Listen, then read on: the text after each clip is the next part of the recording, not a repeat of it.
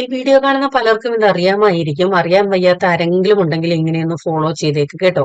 കരിമീൻ വാങ്ങുമ്പോൾ അതിന്റെ പുറത്തെ ആ കറുത്ത കളറ് മാറാൻ പലരും കല്ലിലിട്ട് ഉരയ്ക്കാറുണ്ട്, ഉപ്പിട്ട് ഉരയ്ക്കാറുണ്ട്. പക്ഷെ എളുപ്പ വഴി എന്താണെന്ന് വെച്ചാൽ കുറച്ച് വാളൻപുളി പിഴിഞ്ഞ വെള്ളം എടുത്തിട്ട് അതിലേക്ക് ഒരു 5 മിനിറ്റ് ഇങ്ങനെ ഇട്ട് വെച്ച ശേഷമേ നമ്മുടെ പിച്ചാത്തി കൊണ്ട് ഒന്ന് ക്ലീൻ ചെയ്തെടുത്താൽ നന്നായിട്ട് അതിന്റെ കളർ പോയി കിട്ടും.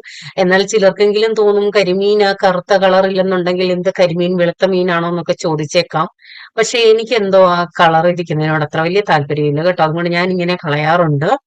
അതുകൊണ്ട് ആദ്യമായിട്ട് കാണുന്ന ആരെങ്കിലും ഉണ്ടെങ്കിൽ ഇതൊരു പുതിയ അറിവാണെന്നുണ്ടെങ്കിൽ നിങ്ങൾ ഇങ്ങനെ ഒന്ന് ട്രൈ ചെയ്ത് നോക്കേ.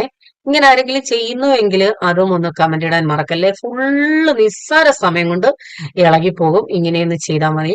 പിന്നെ കരിമീൻ എന്ന് കേൾക്കുമ്പോൾ പൊതുവെ കരിമീൻ പൊള്ളിച്ചത്, കരിമീൻ ഫ്രൈ ഇങ്ങനെയൊക്കെയാണല്ലോ. നമ്മുടെ സാധാ മുളക് കറി പോലെ നമ്മുടെ കുടംപുളി ഇട്ട് വെക്കുന്ന മീൻകറി ഇല്ലേ, ചൂരയൊക്കെ കറി വെക്കുന്ന എങ്ങനെയാ? ഇവിടെ ഞാൻ എല്ലാ കറികളും ഇങ്ങനെയാണ് കൂടുതലും വെക്കുന്നത് കേട്ടോ, മുളകരച്ച് കുടംപുളി ഇട്ട്. ഈ രീതിയിൽ കരിമീൻ കറി വെച്ചിട്ടില്ലാത്തവർ ഇങ്ങനെയൊന്ന് ട്രൈ ചെയ്ത് നോക്കൂ. നല്ല ടേസ്റ്റിയാണ്. ഞാൻ ആദ്യമായിട്ടാണ് ചെയ്യുന്നത്. അപ്പോൾ യൂട്യൂബിൽ ഞാൻ ഇതിന്റെ വീഡിയോ ഇട്ടത് കണ്ടിട്ട് ഒന്ന് രണ്ട് പേരിങ്ങനെ ട്രൈ ചെയ്തു. അവരും ആദ്യമായിട്ടാണ് ഇങ്ങനെ ചെയ്യുന്നത്. നല്ല ടേസ്റ്റി ആയിരുന്നു. ഒരു പുതിയ അറിവാണ്.